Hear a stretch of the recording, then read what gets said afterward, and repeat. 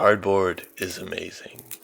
In an earlier video, I showed how awesome it can be by simply scratching it with a knife to give it a wood texture.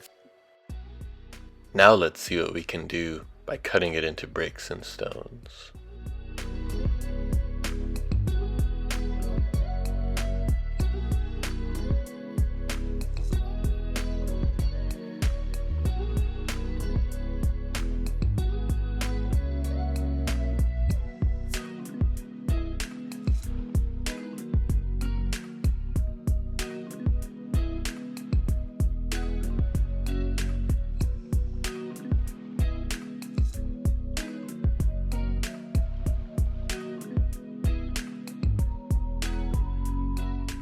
Hello there my friends.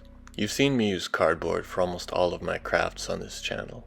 You know that I am a big fan of it as a material, and because of its cheapness, its freeness in many cases, and its accessibility to people all around the world.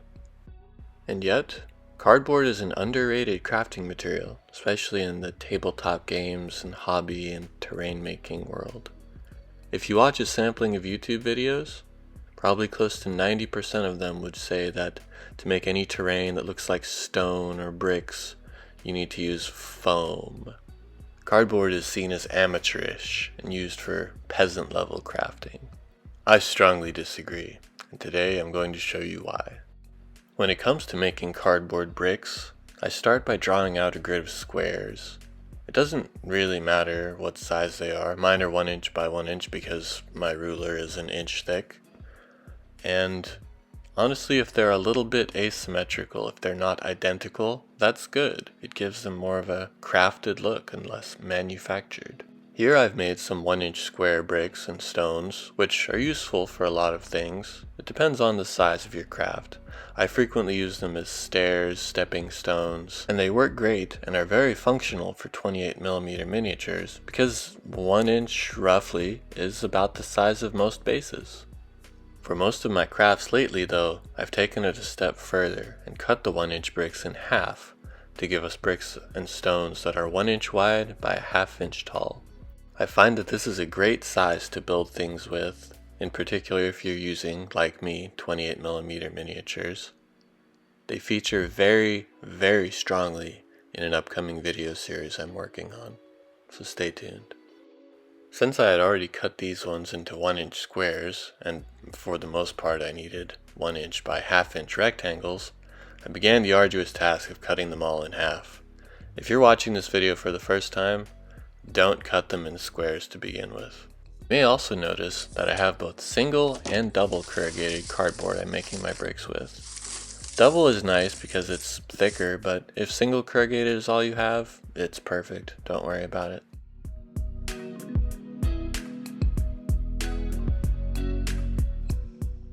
If you're just interested in the rectangular bricks and you don't have a need for the 1 inch squares, what you can do is draw out your grid the same way and then make sort of a stick of them, which you can then just cut in half just like that.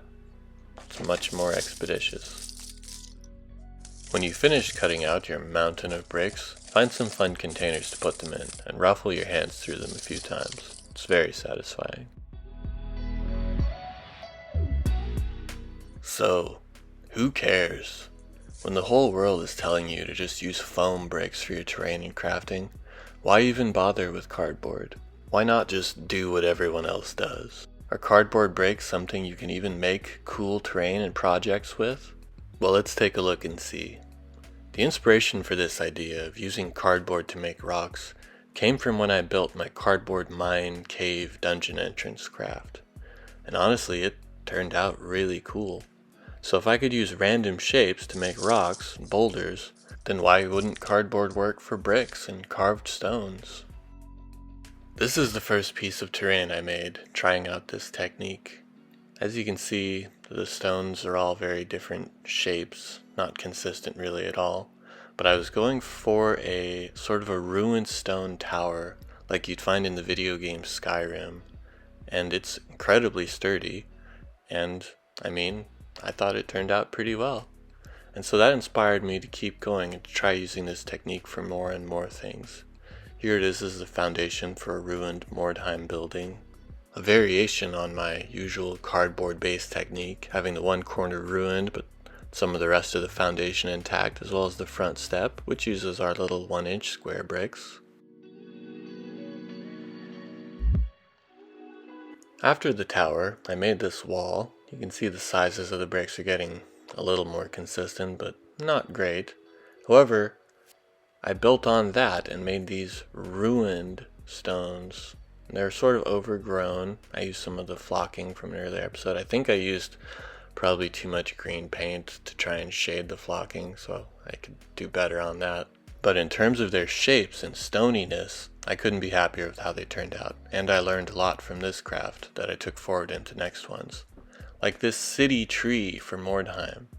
Rather than just trees growing wild, I gave this one a platform, a little base, put some mushrooms and some skull beads to tie it in with more of my Mordheim terrain.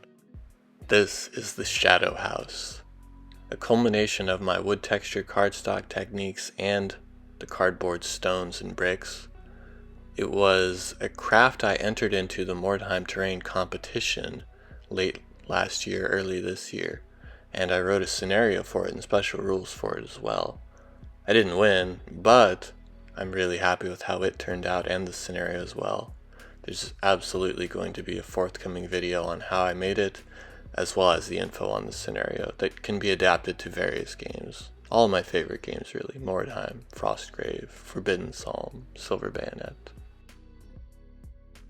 City riser platforms are an amazing piece of terrain for any game that takes place in ruins in an urban environment, because it literally adds a whole new dimension to the game.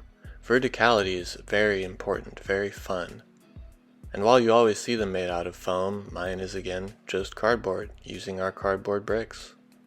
This next building is another earlier one, which you can tell by the various shapes and sizes of bricks, the lack of consistency. And it's still in the work in progress stage. It's finished with the build stage, hasn't gone into the detail step. But I thought it would be cool not just to show the finished pieces I've made with the cardboard bricks and stones, but also the work in progress, the different steps. As some of you may have noticed, I have a process to my crafting. It's build, detail, paint. So I like to show things that are in the build stage, that are in the detail stage, and then after the painting stage when they've been finished. I think it gives a better look at the overall terrain crafting process. Maybe it takes some of the magic away, but it shows you a look at how you can do things yourself. And that's what I always like to see in my favorite videos. I don't just like to see things sort of magically snap together and look amazing. I want to know how. I want to see how I can do it myself. And that's why when I make something cool or interesting or fun, I want to share it with people. I don't just want it to be like a look at what I've made. I want it to be look at how I made this cool thing. And that's the whole point of these terrain techniques videos in general.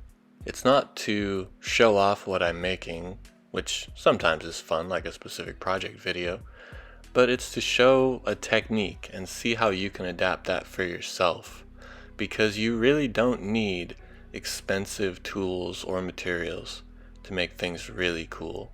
Terrain crafting is all about shapes and textures. You don't need expensive tools or materials. If you have cardboard, dirt, texture paper, scissors, a knife, and some glue and paint, that's all you need.